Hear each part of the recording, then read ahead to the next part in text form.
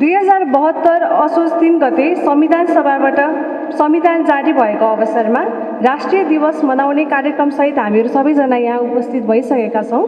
कर्णाली प्रदेश सरकारका तर्फबाट कार्यक्रम संयोजन गर्ने आन्तरिक मामिला तथा कानुन मन्त्रालयको तर्फबाट म उद्घोषिका अनिसा ढकालको स्वीकार्नुहोस् यो नमस्कार।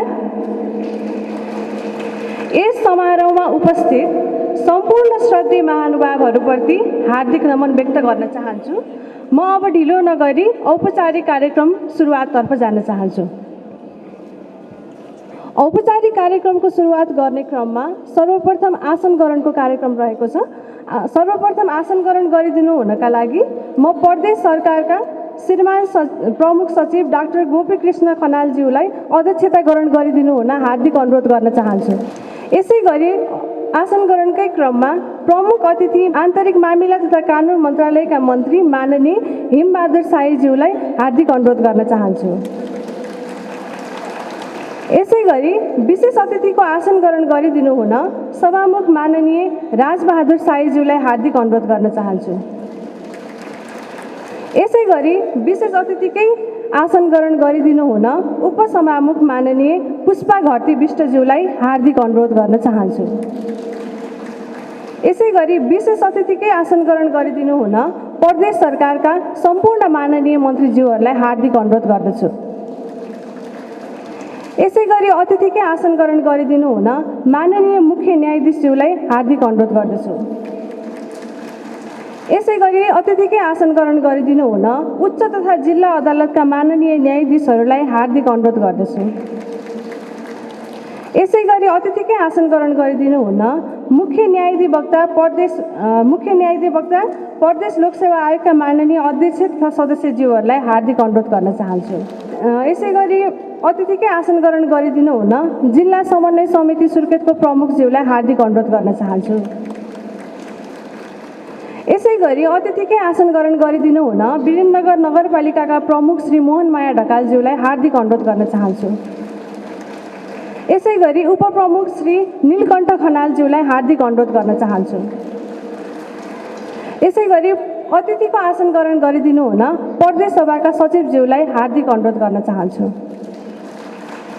यसै गरी अतिथिकै आसन ग्रहण गरिदिनु हुन सम्पूर्ण जननिर्वाचित प्रतिनिधिज्यूहरूलाई हार्दिक अनुरोध गर्न चाहन्छु। अतिथिकै आसन ग्रहण गर्ने क्रममा कमान्ड हेडक्वार्टर निमारे ब्यारेक सुर्खेतका कमान्ड सेनापति तथा प्रतिनिधिज्यूलाई आसन ग्रहणको लागि हार्दिक अनुरोध गर्न चाहन्छु। यसै गरी अतिथिकै आसन ग्रहण गरिदिनु हुनका लागि उच्च सरकारी वकिल कार्यालयका सहन्यायाधिवक्ता श्री ज्ञानप्रसाद भुषालज्यूलाई हार्दिक अनुरोध गर्न चाहन्छु।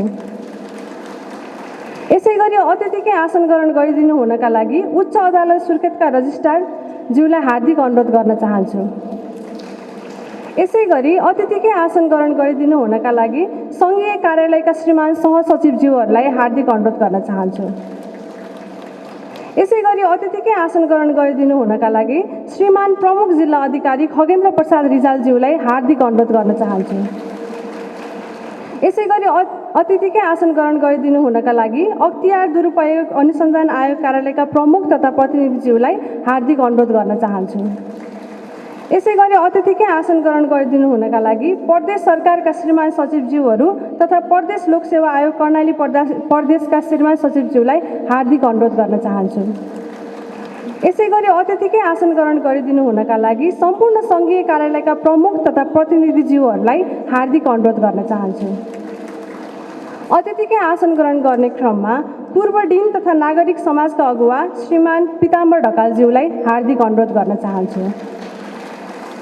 यसै गरी प्रदेश प्रहरी कार्यालय सुर्खेतका प्रहरी नायब महानिरीक्षकज्यूलाई अतिथिको आसन ग्रहण गरिदिनु हुन हार्दिक अनुरोध गर्न चाहन्छु। यसै गरी अतिथिको आसन ग्रहण गर्ने क्रममा सशस्त्र प्रहरी नायब महानिरीक्षक 6 नम्बर बाहिनी मुख्यालयका प्रमुखज्यूलाई हार्दिक अनुरोध गर्न चाहन्छु। यसै गरी अतिथिको आसन ग्रहण गर्ने क्रममा राष्ट्रिय अनुसन्धान विभाग कर्णाली प्रदेशका अनुसन्धान निर्देशकज्यूलाई हार्दिक अनुरोध गर्न चाहन्छु। यसै गरी वीरेन्द्रनगर नगरपालिकाका सहित पालिकाका प्रमुख प्रशासकीय अधिकृतज्यूहरूलाई यथास्थानमा आफ्ना आसन ग्रहण गरिदिनु हुन हार्दिक अनुरोध गर्न चाहन्छु। यसै गरी विभिन्न कार्यालयका प्रमुख तथा प्रतिनिधिज्यूहरूलाई यथास्थानमा आफ्नो आसन ग्रहण गरिदिनु हुनका लागि हार्दिक अनुरोध गर्न चाहन्छु।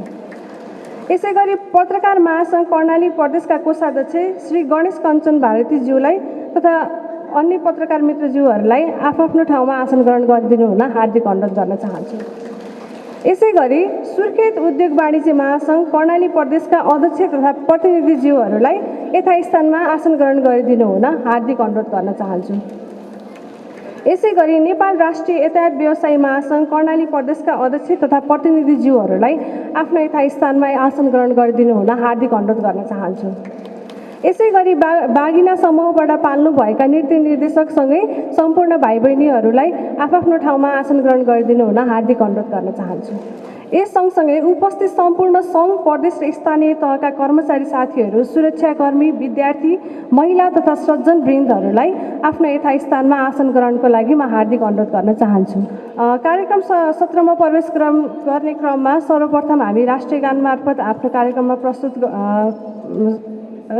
मार्फत हाम्रो कार्यक्रममा जाँदैछौँ। यसको लागि चाहिँ म प्रहरीको टिम आउनुभएको छ, उहाँहरूलाई राष्ट्रिय गान बजाइदिनु हुन र सबैजनालाई आफ्नो यथास्थानबाट उठिदिनु हुन हार्दिक अनुरोध गर्न चाहन्छु।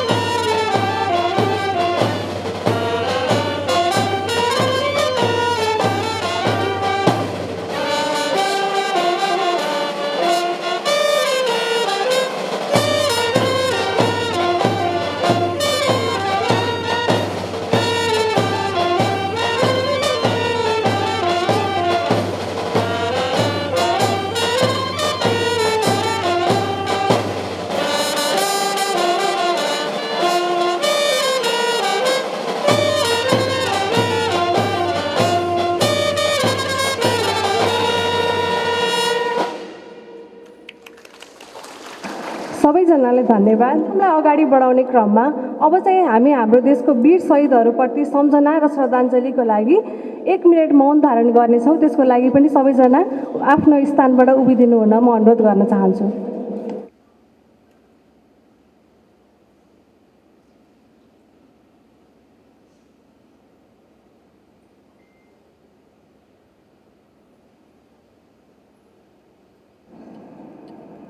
धन्यवाद।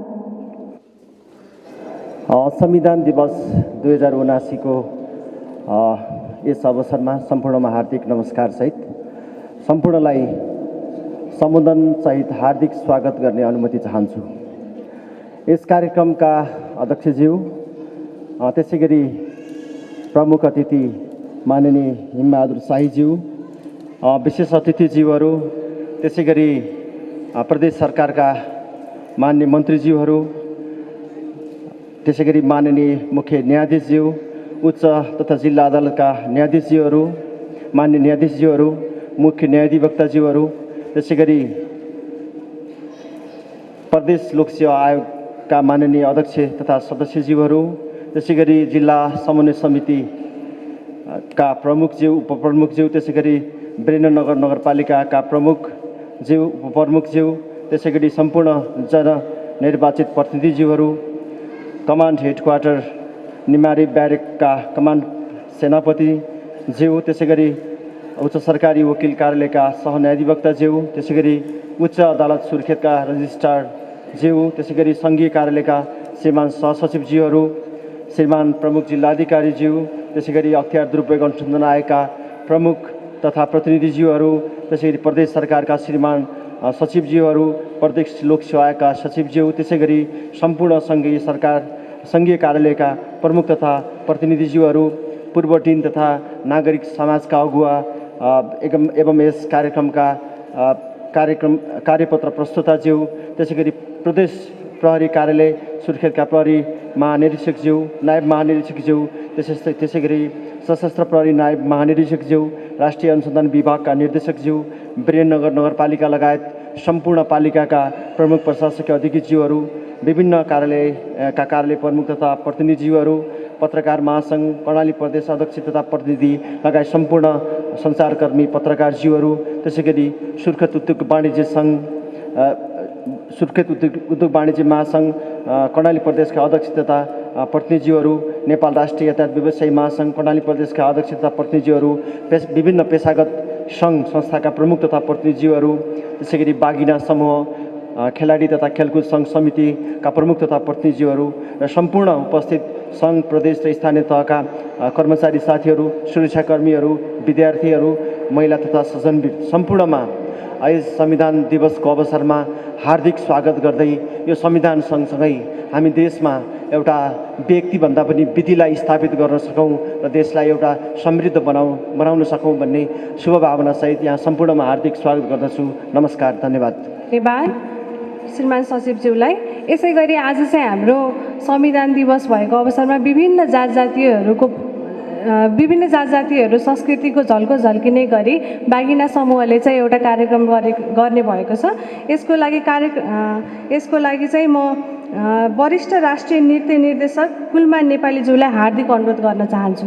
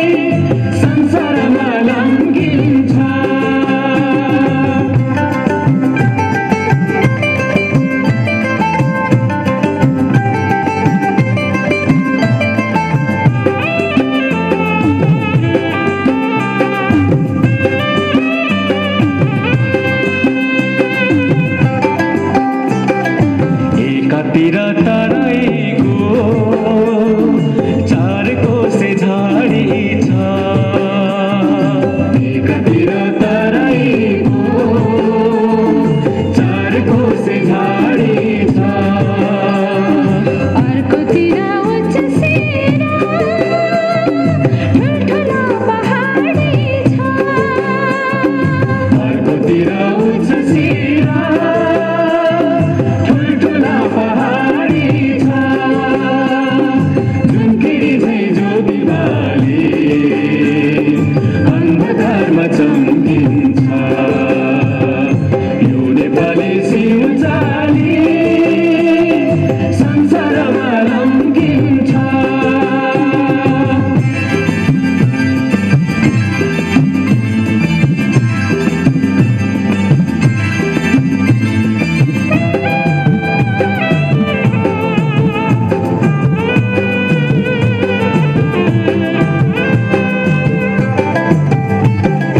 जन्मे यही गौतम बुद्ध शान्तिका अग्रदूत जन्मे यही गौतम बुद्ध शान्तिका अग्रदूत सगरमाथा विजय गर्ने यही देशका हुन् सपूत सगरमाथा विजय गर्ने यही देशका हुन् सपूत झुन्किरी झै ज्योतिबाले अन्धकारमा चम्किन्छ यो नेपाली सिउँचाली संसारमा लम्किन्छ यो नेपाली सिउँचाली संसारमा लम्किन्छ यो नेपाली सिउँचाली संसारमा लम्किन्छ यो नेपाली सिउँचाली संसारमा लम्किन्छ यो नेपाली सिउँचाली। यसै गरी अब चाहिँ हामी हाम्रो कार्यक्रमको अगाडितर्फ बढ्न चाहन्छौँ। यसको लागि मूल समारोह समितिको निर्णय बमोजिम विद्यमान संविधान कार्यान्वयनको 7 वर्षको उपलब्धि र भावी दिशा विषयमा आफ्नो कार्यपत्र प्रस्तुत गरिदिनु हुन म पूर्वदिन तथा नागरिक समाजका अगुवा श्री पिताम्बर ढकालज्यूलाई हार्दिक अनुरोध गर्न चाहन्छु। आज 2079 मूल समारोह समितिका अध्यक्ष एवं यस कार्यक्रमका सभापतिज्यू, आन्तरिक मामिला तथा कानुनका माननीय मन्त्रीज्यू, अन्य मन्त्रीज्यूहरू, सचिवज्यूहरू, वीरेन्द्रनगर नगरपालिकाका प्रमुखज्यू, उपप्रमुखज्यू, जिल्ला समन्वय समितिका अध्यक्षज्यू, उपाध्यक्षज्यू, प्रमुख जिल्ला अधिकारीज्यू लगायत यस समारोहमा उपस्थित सम्पूर्ण महानुभावज्यूहरू, आज नेपालको संविधान जुन 2072 सालमा बनेको चाहिँ थियो 7 वर्ष पुरा गरेर 8औं वर्षमा प्रवेश गरेको चाहिँ पुनित अवसरमा समस्त देशवासी सम्पूर्ण महानुभावहरूको उत्तरोत्तर प्रगति समुन्नतिको र समग्र मुलुकको उन्नतिको निमित्त हार्दिक शुभकांक्षा व्यक्त गर्न चाहन्छु। आज संविधान मूल समारोह समितिको निर्णय बमोजिम मैले एउटा कार्यपत्र संक्षिप्तमा यहाँहरू समक्ष प्रस्तुत गर्न गइरहेको चाहिँ छु। बढीमा आधा घण्टाको समय यसले लिन्छ होला जस्तो लाग्छ मलाई, त्योभन्दा बढी नलेला।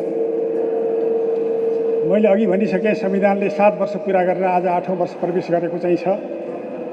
हिजो 7 वर्षसम्मका उपलब्धिहरू त्यो पनि प्रतिनिधि उपलब्धिहरू मात्रै, किनभने देशभरिका समग्र उपलब्धिहरूलाई साङ्गोपाङ्गो रूपमा एकै ठाउँमा एकै दिनमा समावेश प्रस्तुत गर्न चाहिँ असाध्यै गाह्रो हुन्छ। त्यसै कारणले प्रतिनिधि कुराहरूलाई मात्रै मैले यहाँ उल्लेख गर्ने जमर्को गरेको चाहिँ छु।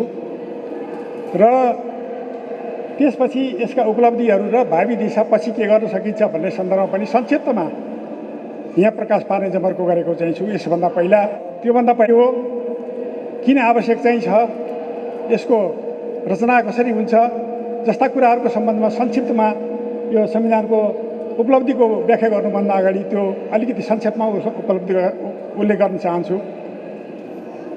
नेपालको संविधानको विकास क्रममा हालसम्म 7वटा संविधानहरू हामीले व्यतीत गरिसकेका छौँ, पाइसकेका चाहिँ छौँ, कार्यान्वयनमा आएका चाहिँ छन्। 2004 सालदेखि 72 सालसम्म 68 वर्षको दौरानमा संसद सचिवालयबाट संविधान सभाबाट समेत गरेर 7वटा संविधानहरू कार्यान्वयनमा आएका हुन्। देशको राजनीति वा शासकीय स्वरूप एकैनासको रहन यो परिवर्तन भइरहन्छ। विद्वानहरूले पनि शासन पद्धति एकैनासको रहँदैन, परिवर्तन हुन्छ। अरस्तुले पनि त्यही भन्नुभएको चाहिँ छ। त्यसैको आधारमा संविधानहरू पनि फेरबदल भइरहन्छन् र हामीलाई के आशा छ भन्दाखेरि एउटा संविधान आइसकेपछि त्यसले चिरकालसम्म लामो समयसम्म कार्यान्वयन गर्न अवसर प्राप्त गरोस्।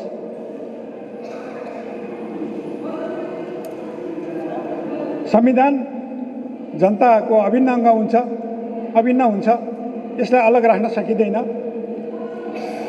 जनताको भावना, मर्म र संविधानमा प्रयुक्त सिद्धान्त व्यवहारसिद्ध हुँदै गयो भने संविधान लोकप्रिय हुन्छ। त्यसको आयु पनि लामो बन्छ।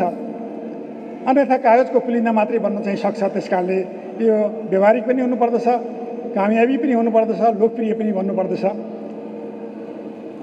राम्रोसँग प्रयोग भएको नभएको र जनता रिझाउन नसकेको कारणले पद्म शमशेरले नेपाल सरकार वैधानिक कानुन जुन 2004 सालमा जारी गरेका चाहिँ थिए त्यो समाप्त भयो। त्यो मात्र होइन कि राणा शासन पनि समाप्त भयो। संविधान समाप्तिले पद्धतिलाई पनि समाप्त गर्ने चेष्टा गर्दछ। अर्को,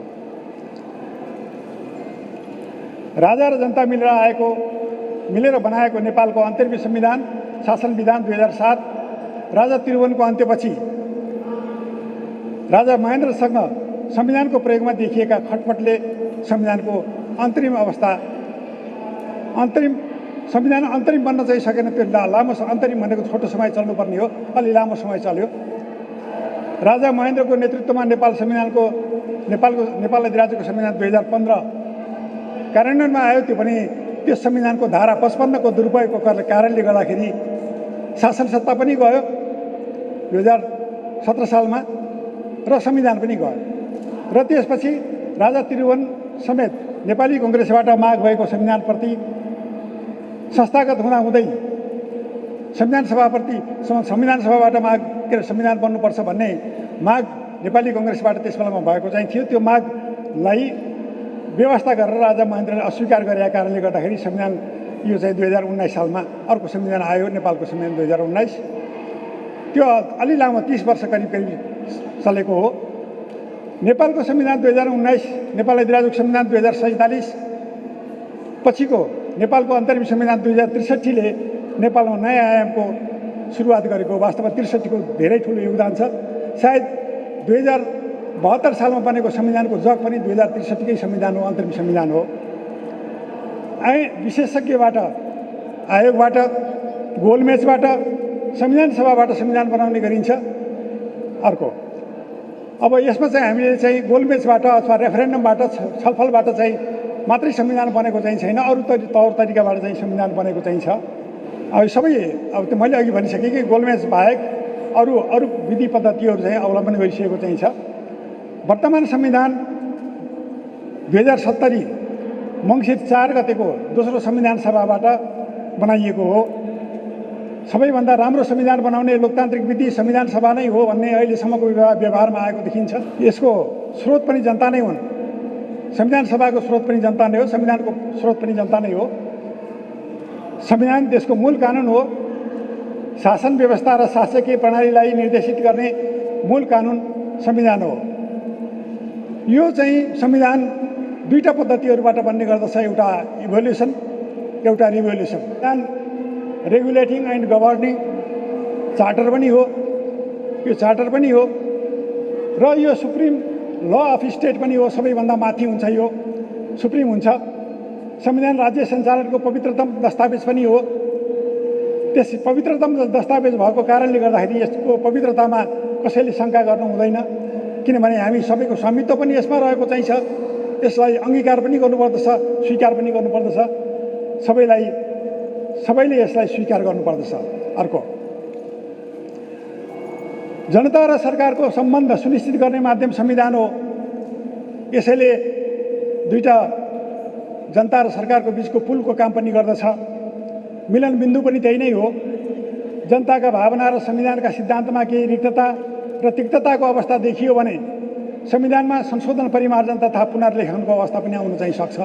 त्यो नआउने कुरा होइन, त्यसलाई अन्यथा मान्न पनि हुँदैन। नेपालको संविधान नेपालको 7औं दस्तावेज हो, जो मैले अघि भनिसकेँ। यसलाई सबै दृष्टिले पूर्ण छ भन्न नसकिएला, कमी कमजोरी होलान्, तर समयले यसलाई गतिशील बनाउँदै जान्छ र देश र जनताको भविष्य निर्माणमा मेरुदण्डको रूपमा पनि काम गर्न पुग्छ। अर्को, नेपालको संविधान। यो संविधान धारा 35, भाग 35, धारा 308 र अनुसूची 9 भएको यो वर्तमान संविधान विगतका संविधानहरूको तुलनामा लोकतान्त्रिक र जनमुखी देखिएको छ। जनताले आफ्ना प्रतिनिधिहरूबाट बनाएकाले संविधान जनउत्तरदायी र पारदर्शी पनि छ। यसका साथै यसका सबै सिद्धान्तहरू खुला छन्, गोप्य चाहिँ छैनन् र यसका सिद्धान्तहरू सबैको निम्ति साझा हुन्। यसले कुनै वर्ग, जाति, धर्म इत्यादिको आधारमा भिन्नता गरेको चाहिँ छैन। त्यसै कारणले यसका सिद्धान्तहरू सबै साझा छन्। योभन्दा कोही पनि माथि छैन, सुप्रिम छ, जो अघि कुरा मैले भनिसकेँ। सबैभन्दा माथि संविधान भएको कारणले यो सुप्रिम पनि छ, सुप्रिम अफ द स्टेट। अनि सरकारका संविधान कार्यान्वयन र प्रयोग सम्बन्धी विविधताले संविधानका कुनै सिद्धान्तमा असन्तुष्टि देखिए पनि समग्रमा यो संविधान व्यवहार र स्वीकार्य छ। यद्यपि संविधान भन्ने बित्तिकै सबैले स्वीकार गरेकै हुन्छन् भन्ने पनि हुँदैन। कहीँ विरोधका कुराहरू पनि आउँछन्, तर पनि के त भन्दाखेरि समग्रमा अरू संविधानहरूको तुलनामा यो चाहिँ स्वीकार्य चाहिँ छ। नेपाल संविधान कार्यान्वयनका उपलब्धिहरू, अब 7 वर्षका उपलब्धिहरू मैले चाहिँ 2-4वटा लाइनमा चाहिँ यहाँहरू समक्ष अनुरोध गर्न चाहन्छु, त्यो अनुमति पनि चाहन्छु। र धेरै कुराहरू यसमा समावेश गर्न चाहिँ सकिने अवस्था पनि रहेन र पछि टिप्पणी गर्दाखेरि पनि आउन सक्लान् धेरै पछिका कुराहरू।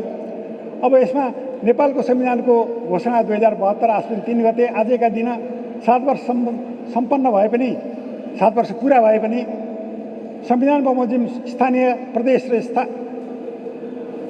सङ्घीय निर्वाचन 2074 सालमा मात्रै भएको ब्यौरा अनुरोध छ। अब 7 वर्ष पुरा गरे तापनि वास्तवमा कार्यान्वयनको क्रममा हेर्ने हो भने त 5 वर्षका अझै 5 वर्ष पनि पुगेको चाहिँ छैन। सरकारको गठनको हिसाबले हेर्ने हो भने स्थानीय तहको निर्वाचन त मुङ्सिरमै भएको चाहिँ थियो, मुङ्सिर 4 गते नै भएको थियो 2074 सालमा। त्यो हिसाबले हेर्ने हो भने त अझै पनि 5 वर्ष पनि पुगेको चाहिँ छैन। तर संविधान ओपन भएको समयावधिको कारणले गर्दाखेरि यो 7 वर्ष पुगेको मात्रै हो। निर्वाचित जनप्रतिनिधि, प्रदेश सभा, प्रदेश सरकार र सङ्घीय संसद र सरकारको उपस्थितिबाट संविधान कार्यान्वयनको मार्ग प्रशस्त भएको त्योभन्दा अगाडि त्यति साह्रो भएको चाहिँ थिएन, किनभने अन्तरिम सरकार त्यस बेलाको चाहिँ सरकारले गरे पनि। तथापि छोटो अवधिमा पनि धेरै उपलब्धि भएको छ भन्न चाहिँ सकिन्छ। यसलाई यस प्रकार चाहिँ टिपोट गरिएको चाहिँ छ। संविधान बमोजिम प्रथम पटक स्थानीय तहका पालिकाहरू 77 जिल्लाका जिल्ला समन्वय समितिहरू, 7वटै प्रदेशका प्रदेश सभा सदस्यहरू, प्रदेश सरकारको गठन, सङ्घीय संसदतर्फ 2 सदनात्मक प्रतिनिधि सभा र राष्ट्रिय सभाको निर्वाचन र सङ्घीय सरकारको गठनको काम यही पिरियडमा भएको चाहिँ छ। त्यसै कारणले यो पनि एउटा ठुलै उपलब्धि हो भन्न सकिन्छ, किनभने यी सबै कुराहरूको व्यवस्था नभएको भए सायद लोकतन्त्रको जग पनि खलबलिन्थ्यो होला, बन्न सक्दैनथ्यो होला। संविधान बमोजिम सङ्घले कानुन संशोधन, परिमार्जन तथा परिवर्तन, संविधान अनुसार नयाँ कानुन दस्तावेजीकरण र धेरै कानुन र नियमावली पारित गरेको चाहिँ छ। धेरै कामहरू भएको चाहिँ छ, किनभने पुराना कानुनहरूले मुलुक चल्न सक्दैन थियो। त्यस कारणले नयाँ कानुनहरू निर्माण भएको चाहिँ छ। साथै प्रदेश सभाले आवश्यक कानुन निर्माण, नियम निर्माण र प्रदेश सरकार त्यसको कार्यान्वयन गर्दै आएको चाहिँ छ। सरकारले कार्यान्वयन गर्दै आएको छ। प्रदेशको नामाकरण 1 नम्बर प्रदेशदेखि बाहेक अरू सबैले गरिसकेका चाहिँ छन्। स्थानीय सरकारका रूपमा गठित 753 पालिकाहरूले पनि कानुन नियम निर्माण कार्यविधि कानुन निर्माण गरी कार्यान्वयनको प्रक्रियामा अगाडि बढिरहेका चाहिँ छन्। संस्थागत विकासको सुरुवात भइसकेको चाहिँ छ। शैक्षिक विकास गर्न आधारभूत तह माध्यमिक तह र उच्च शिक्षाको समुचित प्रबन्ध गरिएको चाहिँ छ। प्रदेशहरूमा दुर्घटना बिमाको व्यवस्था पनि गरिएको चाहिँ छ। अर्को कोभिड-19 जस्तो महामारीमा पनि कमभन्दा कम क्षति हुने गरी प्रचार प्रसार आइसोलेसन सेन्टरको स्थापना पर्याप्त अक्सिजन औषधि तथा खोपको व्यवस्था गरिएको चाहिँ छ। यद्यपि क्षति केही बिहोर्नु परेकोले यस्तो अवस्थामा यसलाई दुःखद नै मान्नुपर्छ। काठमाडौँमा फैलिएको हैजा त्यसको अधिकांश भागमा फैलिएको डेङ्गु आदिको रोकथामको निमित्त सरकार क्रियाशील रहेको देखिन्छ। राष्ट्रप्रमुखको रूपमा राष्ट्रपति र उपराष्ट्रपतिको निर्वाचन पनि यसै क्रममा भएको चाहिँ छ। 13 वटा आयोगहरूको संस्थागत विकास पनि मुलुकमा भएको चाहिँ छ। मौलिक हकको कार्यान्वयन जो 31 वटा मौलिक हकहरू चाहिँ छन् त्यसको कार्यान्वयनको क्रममा कार्यान्वयन पनि भएको चाहिँ छ र त्यसै क्रममा चाहिँ स्वास्थ्य बिमाका कुराहरू पनि आएका चाहिँ छन्। 68 वर्ष उमेर पुगेका ज्येष्ठ नागरिकहरूलाई भत्ता उपलब्ध गराउने काम पनि वर्तमान 7 वर्षकै पिरियडभित्रैको गणनाभित्र आउँछ। यद्यपि यो भर्खरैको हो। 3 तहको अदालतका व्यवस्थाहरूबाट न्यायमा जनताको पहुँच पुग्नुपर्दछ भन्ने मान्यता संविधानको मान्यता बमोजिम त्यही बमोजिम न्यायपालिकाहरू क्रियाशील रहेका चाहिँ छन्। अर्को नेपालको स्वतन्त्रता सार्वभौमसत्ता भौगोलिक अखण्डता स्वाधीनता र राष्ट्रियहितको रक्षा गर्दै सार्वभौमिकताको आधारमा अन्तर्राष्ट्रिय सम्बन्ध नेपालले कायम गर्दै आएको चाहिँ छ। पोखरा र भैरवामा अन्तर्राष्ट्रिय विमानस्थलहरू निर्माण भएका चाहिँ छन्। एउटाले मात्र पुग्दैन भनेर विद्युत उत्पादन र आपूर्तिको सकारात्मक परिवर्तन आएको छ। त्यस क्षेत्रमा पनि शहरी तथा ग्रामीण तहमा खानेपानी आपूर्ति विगतमा भन्दा सहज बन्न पुगेको चाहिँ छ। नयाँ संविधानपछि हालसम्मका दिनहरूमा दुर्घटनाबाट मृत्यु भएकालाई राहत, ज्येष्ठ नागरिकहरूले प्राप्त गर्ने भत्ता, आदिवासी राउटीहरूलाई मासिक भत्ता सम्बन्धमा भत्ताको व्यवस्था गरिएको छ र घर घरमा उपलब्ध गराउने व्यवस्था पनि गरिएको चाहिँ छ।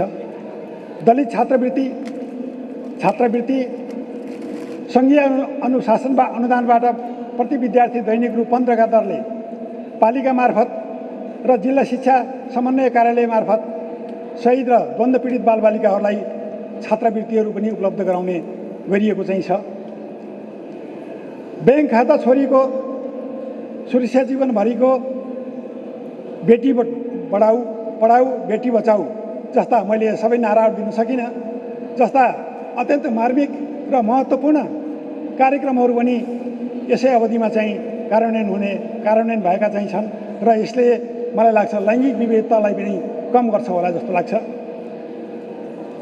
सञ्चारतर्फ प्रिन्ट तथा इलेक्ट्रोनिक मिडियाहरू पत्रकार साथीहरू पनि हुनुहुन्छ होला। मिडियाहरूलाई परिचय पत्र र लोक तथा कल्याणकारी विज्ञापन बापतको रकम सम्बन्धित प्रदेशको राजधानी भएको ठाउँमा प्रदेश खुलाको प्रदेश निर्देशनालयबाट यस्तै किसिमले विज्ञापनबाट प्राप्त हुने रकम पनि त्यही ढङ्गले चाहिँ लोक कल्याणकारी विज्ञापनबाट प्राप्त हुने रकम पनि त्यही किसिमले चाहिँ जिल्लामा उपलब्ध गराउने व्यवस्था मिलाइएको चाहिँ छ।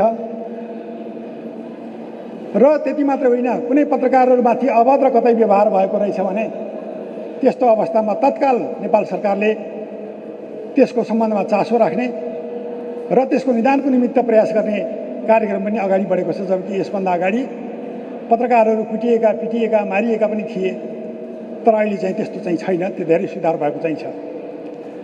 मानव अधिकार रक्षाका लागि राष्ट्रिय मानव अधिकार आयोग, प्रशासन प्रहरी, गैर सरकारी निकायहरू, बार एसोसिएसन, गैसहरू मानव अधिकार रक्षक सञ्जालबाट तत्काल संरक्षणका कामहरूको सम्बन्धमा पहल कदमी गरिएको चाहिँ छ। विगतमा भन्दा दूरसञ्चार र अन्य सेवा प्रदायक संस्थाहरूबाट सस्तो र सुविधाजनक सेवा प्रदान हुँदै आएको चाहिँ छ। अझ यो सस्तो हुनुपर्छ भन्ने मलाई लागेको चाहिँ छ। आय आर्जनका सबै स्वदेशी उत्पादनमा टेवा पुर्याउन नयाँ औद्योगिक क्षेत्र र प्रस्तावित नयाँ सहरहरूको घोषणा पनि नेपाल सरकारले गरिसकेको चाहिँ छ। मलाई लाग्छ त्यो पनि छिटो पुरा भयो भने आय आर्जनको विस्तार पनि हुन्छ, व्यवसायको विस्तार पनि हुन्छ। उच्च शिक्षातर्फ विश्वविद्यालय र स्वसराका प्रतिष्ठान समेत गरेर 12वटा विश्वविद्यालयहरू स्थापना भएकोमा भर्खरै मदन भण्डारी विश्वविद्यालय र योगमाया विश्वविद्यालयको स्थापनाको कुरा पनि पेय पदार्थको मूल्य वृद्धि भइरहेको चाहिँ छ। त्यही पनि पहुँच त वृद्धि भएको चाहिँ छ। 153 मध्ये 95वटा सङ्घीय कानुन प्रमाणीकरण भइसकेका चाहिँ छन्। यद्यपि 9 महिनासम्म संसद अवरुद्ध भएको चाहिँ थियो, तथापि 95वटा सङ्घीय नयाँ कानुनहरू निर्माण भएका चाहिँ छन्। यो सबै गरेर हेर्दाखेरि चाहिँ करिब 300वटा कानुनहरू निर्माण भइसकेका चाहिँ छन्, संशोधन परिमार्जन समेत गरेर हेर्दाखेरि। अनि 49वटा अध्यादेशमध्ये 8वटा अध्यादेशहरूलाई प्रतिस्थापन विधेयकको रूपमा अगाडि बढाइएको चाहिँ छ। यो पनि एउटा उपलब्धि नै हो, किनभने संसदले काम गर्न नसकेको अवस्थामा आएका स्वरूप परिवर्तन गरेको चाहिँ हुन्छ। अर्को अब भावी दिशा, मैले यति मात्रै कुराहरू गरेँ किनभने मैले सबै कुरा समेट्न सकिनँ छोटो समयमा। भावी दिशा अब के गर्नु पर्ला त भन्ने सन्दर्भमा पनि 2वटा बुलेटहरूमा चाहिँ मैले 2वटा चाहिँ स्लाइडमा राखेको चाहिँ छु। शिक्षा अपेक्षित रूपमा सस्तो र निःशुल्क बनाउन, माध्यमिक तहसम्म निःशुल्क शिक्षाको अवधारणा सम्भव हुने गरी बजेट अनुदानको व्यवस्था गर्नुपर्छ। अबको दिनमा जस्तो लाग्छ मलाई त्यो अहिले भइराखेका चाहिँ छैन। मुलुकभर विद्युतको पहुँच र भरपर्दो पनि बनाउनुपर्छ। त्यसलाई त्यो भइरहेका छैन। हाम्रो सुर्खेतको अनुभवले पनि त्यस्तै बताउँछ। मूल्यवृद्धि नियन्त्रणको प्रयास गर्नुपर्दछ। अब भावी दिनहरूमा मिडिया विकास कोषले पत्रकारहरूलाई दिने पत्रकारिता सम्बन्धी ऋण जुन पुरानो थियो, जुन जमानामा म पत्रकार महासङ्घको सभापति चाहिँ थिएँ, त्यस बेलामा चाहिँ जुन शैली थियो, विधि थियो, त्यो विधिमा परिवर्तन भएको चाहिँ छैन र पत्रकारहरूलाई सस्तो सुलभ ढङ्गले चाहिँ सस्तो ब्याज दरमा ऋणहरू उपलब्ध गराउने प्रयास गर्नुपर्छ। राजनीतिक दलले जनताको जीवन पद्धति, वे अफ लाइफमा अझ बढी सुरक्षा ल्याउने प्रयास गर्नुपर्दछ। त्यो चाहिँ मा सुधार ल्याउनुपर्छ जस्तो लाग्छ। यसलाई एकचोटि मनन गर्नुपर्छ राजनीतिक दलहरूले। राजनीतिक स्थिरता ल्याउनको निमित्त चाहिँ प्रयास गर्नुपर्छ। त्यहाँ भन्ने शब्दको ताडा आएछ। अर्को अपेक्षित आर्थिक सुधारका प्रयासहरू हुनुपर्दछ। उद्योग धन्दाहरूको विकास हुनु पर्यो। जीवन निर्वाहका निमित्त व्यवसायका सुविधाहरू चाहिँ हुनु पर्यो।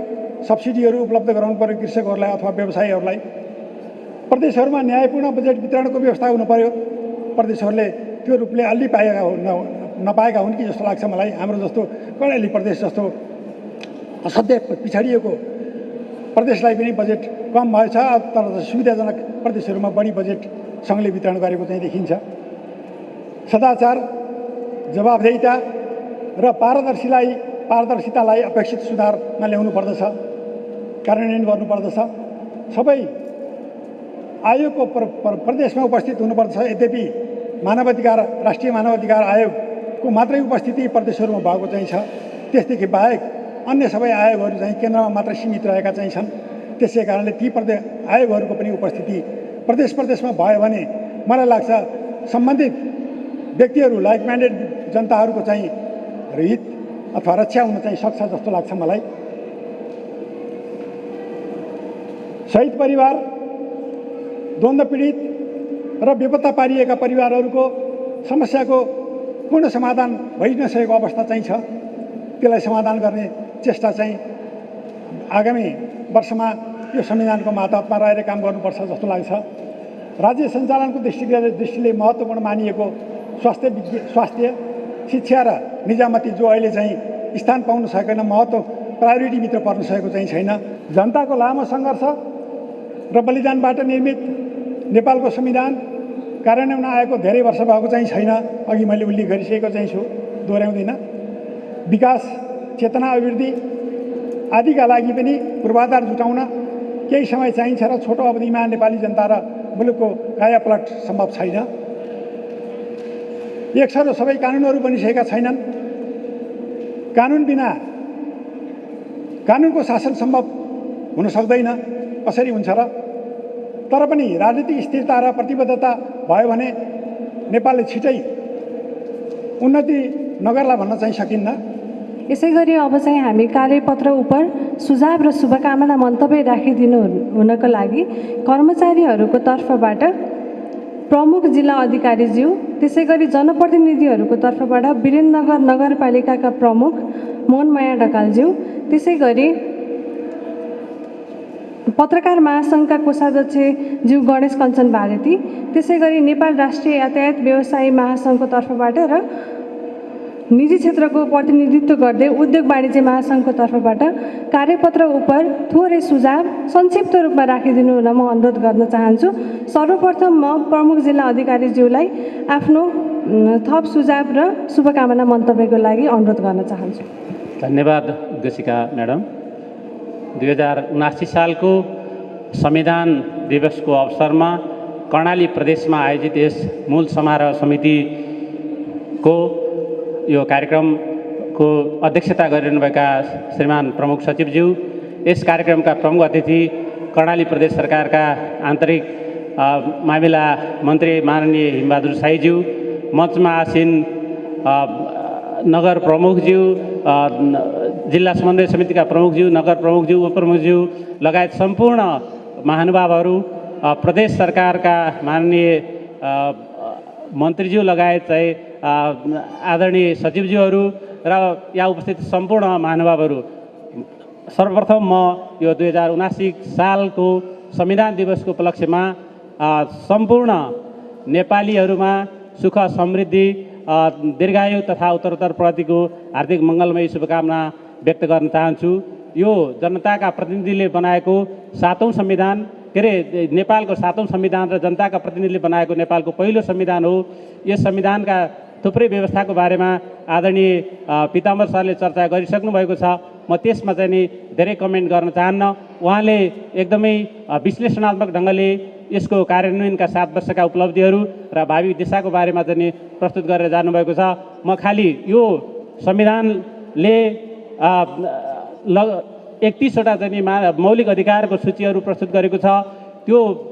त्यसको कार्यान्वयन गर्नका लागि अझै पनि थुप्रै कानुनहरू बन्न बाँकी छ। कर्मचारीहरूको हैसियतले भन्दाखेरि हाम्रो निजामती सेवा, सङ्घीय निजामती सेवा ऐन अझै आएको छैन। कर्मचारीहरूमा अझै पनि दुविधाको अवस्था छ। कर्मचारीका विभिन्न सङ्घ सङ्गठनहरू अहिले पनि आन्दोलनमा छन् र यो संविधान आइसकेपछिको पहिलो प्रतिनिधि सभाले आफ्नो कार्यकाल सकेर बिदा भइसकेको छ। हामी दोस्रो निर्वाचनको चाहिँ नि सङ्घारमा छौँ।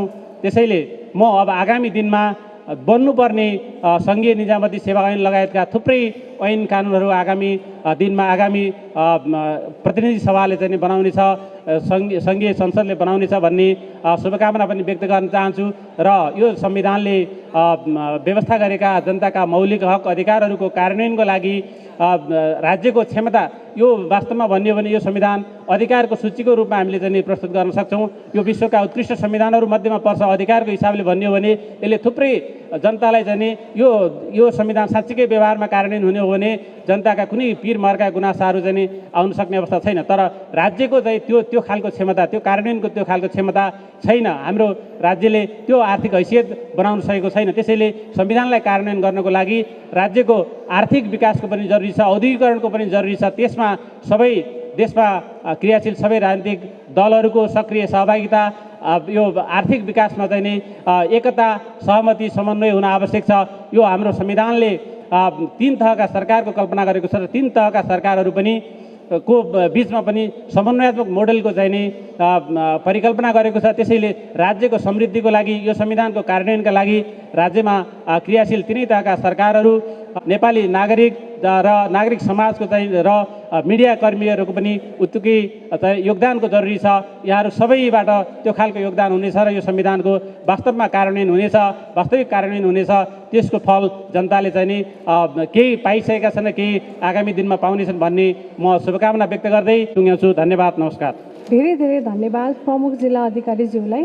यसै गरी कार्यपत्र उप नै आफ्नो थप सुझाव र मन्तव्य राखिदिनु हुनको लागि जनप्रतिनिधिहरूको तर्फबाट वीरेन्द्रनगर नगरपालिकाका प्रमुख श्री मोहनमाया ढकालज्यूलाई हार्दिक अनुरोध गर्न चाहन्छु। आम नेपालीको सरकार मौलिक हक र अधिकार भन्ने नारासहित नेपालको संविधान जारी भएको 7 वर्ष पुरा भएको अवसरमा आयोजित संविधान दिवस राष्ट्रिय दिवस को अवसरमा आयोजित यस कार्यक्रमका सभा अध्यक्ष एवं कर्णाली प्रदेश सरकारका मुख्य सचिवज्यू, आजको यस समारोहमा प्रमुख अतिथिको रूपमा आसन ग्रहण गर्नुभएका कर्णाली प्रदेश सरकारका आन्तरिक मामिला एवं कानुन मन्त्रीज्यू, कार्यक्रममा विशिष्ट अतिथिको रूपमा आसन ग्रहण गर्नुहुने माननीय मन्त्रीज्यूहरू उपस्थित हुनुहुन्न, जिल्ला समन्वयका प्रमुखज्यू, उपप्रमुखज्यू, वीरेन्द्रनगर नगरपालिकाका प्रमुखज्यू, कार्यपत्र प्रस्तुतकर्ता सर लगायत सम्पूर्ण अतिथिज्यूहरू, उपस्थित महानुभावहरू सबैमा संविधान दिवसको उपलक्ष्यमा हार्दिक शुभकामना व्यक्त गर्न चाहन्छु। नेपाली जनताहरूको लामो प्रयासपछि जनताका प्रतिनिधिले निर्माण गरेको जनताको संविधान, नेपालको संविधान 2072 सालमा जारी भएको थियो। यो संविधान जारी भएको करिब 7 वर्ष पुरा भएको छ। 7 वर्ष पुरा हुँदै गर्दा नेपालको संविधानले नेपाली जनतालाई दिएका हक अधिकार स्थापित भए त भन्ने प्रश्न आज बहस हुँदैछ र हुन जरुरी पनि छ। कार्यपत्र प्रस्तुत पिताम्बर सरले गर्नुभएको छ। उहाँ आफैमा यस सम्बन्धी विज्ञ पनि हुनुहुन्छ, धेरै राम्रोसँग प्रस्तुत गर्नुभएको छ। त्यो बारेमा म पनि धेरै त्यसको टिप्पणीतर्फ जान चाहन्न। उहाँले प्रस्तुत गरेका कुराहरू आफैमा एउटा विज्ञतासहित आएको हुँदा तीतर्फ हामी सबैको ध्यान जानुपर्छ भन्ने मलाई लागेको छ। सङ्घीयताको मूल मर्मको रूपमा अथवा यसका खम्बाको रूपमा लिएको गणतन्त्र, समानुपातिक सहभागिता, धर्मनिरपेक्षता र सङ्घीयता, यो चिजले अथवा यो खम्बाहरूले नेपाली जनताले अपेक्षा गरेका कुराहरू पुरा गर्नेतर्फ अगाडि बढे त भन्ने कुरा पनि त्यतिकै सान्दर्भिक छ। नेपालको संविधानले नेपाली जनतालाई अधिकार दिएको छ। लामो समयदेखि उत्पीडनमा परेका जाति, जनजाति, महिला अथवा लिङ्गका हिसाबले यो संविधान उत्कृष्ट छ। नीति निर्माणको हिसाबमा अथवा नेतृत्वको तहको हिसाबले हेर्दा संविधानले जारी गरेको 33% महिला सहभागिता सबै क्षेत्रमा उपलब्ध छ अथवा त्यो उपलब्ध हुने क्रम बढेको छ। राजनीतिक नेतृत्वमा 33% महिला सहभागिता छ। जननिर्वाचित प्रतिनिधिहरूमा महिला सहभागिता छ। सहभागिता बढ्यो। सहभागिता सँगसँगै सहभागिता बढिसकेपछि हुनुपर्ने सशक्तिकरण भयो त भन्ने अर्को प्रश्न यथावतै छ। आज हरेक संरचनाहरूमा जाति जनजातिको सहभागिता छ, तर जाति जनजातिले पाउनुपर्ने अधिकार प्राप्त हुन सकेको छ त भन्ने अर्को प्रश्न पनि यथावत छ। सङ्घीयता पश्चात राज्यका 3 संरचनाहरू बने: सङ्घ, प्रदेश र स्थानीय तह।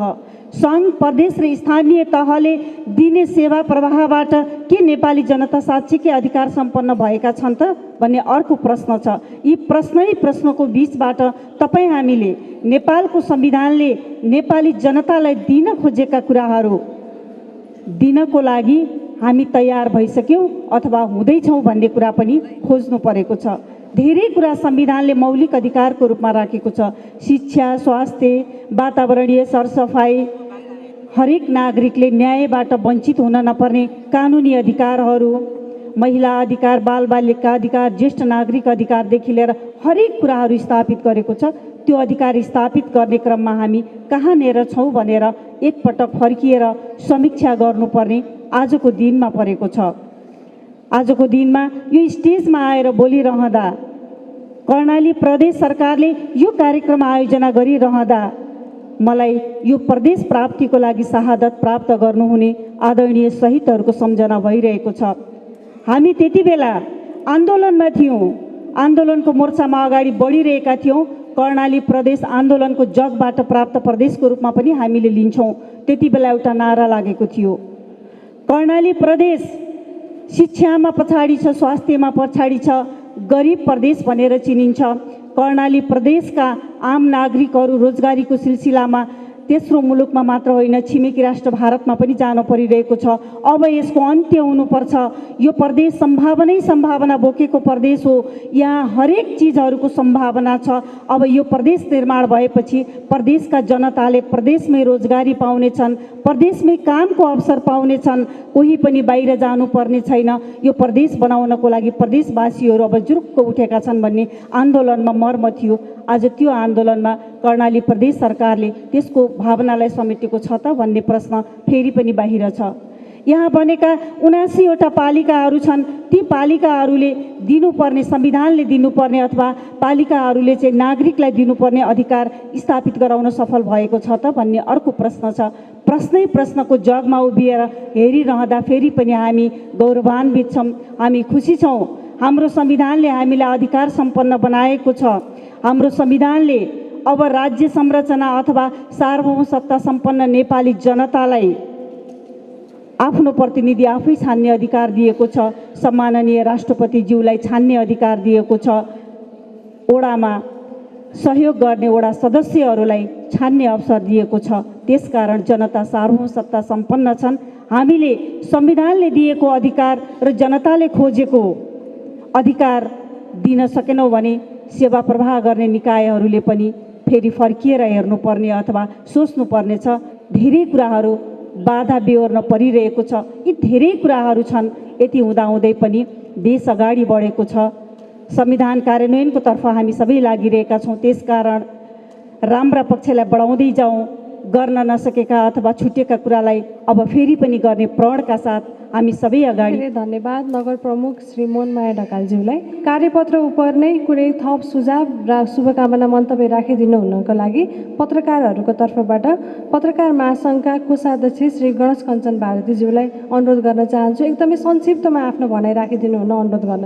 यो संविधान दिवसको अवसरमा आयोजित यो कार्यक्रमका अध्यक्ष, कार्यक्रमका प्रमुख अतिथि र विभिन्न हैसियतले विभिन्न अर्गनाइजेसनबाट आतिथ्यता आसन ग्रहण गर्नुभएका सबै अतिथिज्यूहरूमा म सम्बोधनको सारमा अभिवादन नमस्कार व्यक्त गर्न चाहन्छु।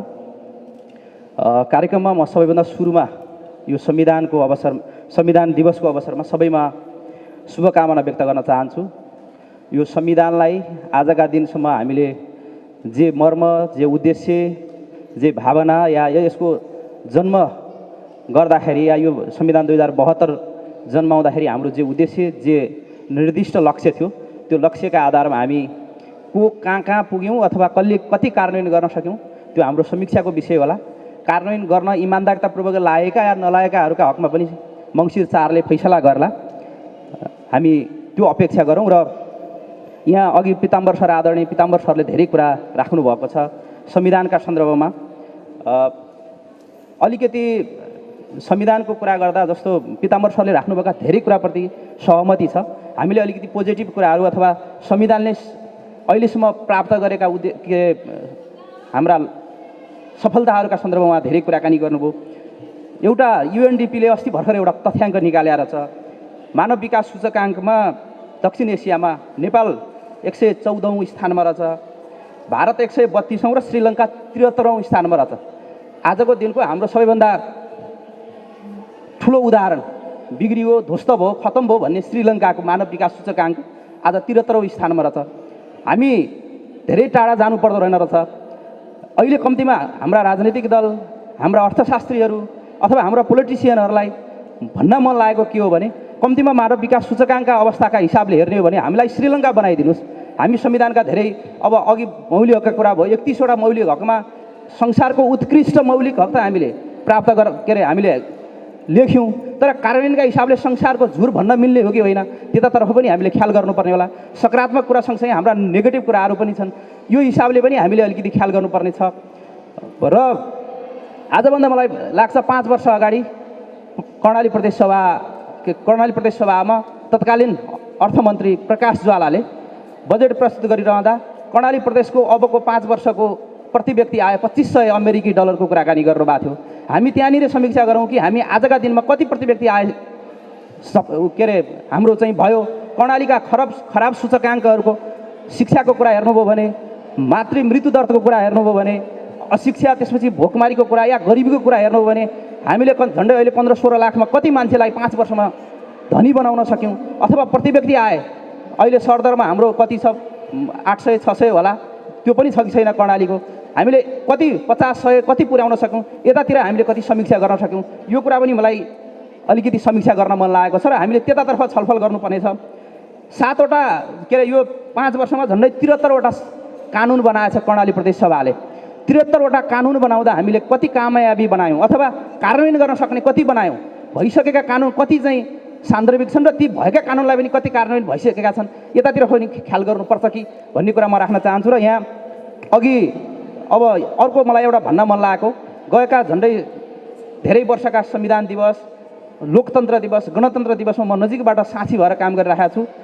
खालि यसलाई औपचारिकताका रूपमा हामीले मनाउने, अब यहाँ अलिकति ठुलो कार्यपत्र प्रस्तुत गर्नुभयो, यसलाई अलिकति डिस्कस गर्ने अथवा यसको छलफल, यसको जुन वेट छ त्यसलाई चाहिँ अलिक बृहत्तर रूपमा इन्ट्रेक्सन गर्नुपर्ने सन्दर्भमा न पोलिटिसियन छ संविधान बनाउँदा लडेको, अथवा कर्णाली प्रदेश नेपालको सबभन्दा कान्छो कर्णाली प्रदेश हो, आन्दोलनबाट प्राप्त भएको कर्णाली प्रदेश हो, यसका सन्दर्भमा समीक्षा गर्न सक्ने, छलफल गर्न सक्ने, अथवा म लडेको हुँ, यो कर्णाली प्रदेश जन्माउनका लागि लागेको हुँ भन्ने कुरामा लाग्ने नयाँ पोलिटिसियन देख्छु, न नागरिक समाजका अलि अगुवा देख्छु।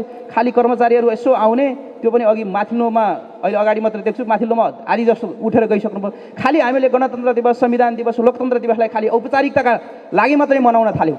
त्यसलाई चाहिँ खासमा चाहिँ यसको मर्म भावना म अब सरकारका मान्छे पनि धेरै मुख्यमन्त्रीज्यू अथवा यसलाई कति प्राथमिकता दिनुभयो म देख्दिनँ, अरू मन्त्रीज्यूहरू। त्यसमा यो कुरालाई अलिकति सिरियसली लिउँ र खालि कार्यान्वयन गर्ने कुरामा अब कर्मचारी हाम्रो अघि मोहनमाया ढकालज्यूले भन्नुभयो शासकहरूलाई लोकतन्त्र आएको हो, केही सिंहदरबार वरिपरिका मान्छेहरूलाई लोकतन्त्र आयो होला, कर्मचारीमा पनि यहाँको कर्णालीमा अब अलि बिचरा पेलिएरै आउनुहुन्छ।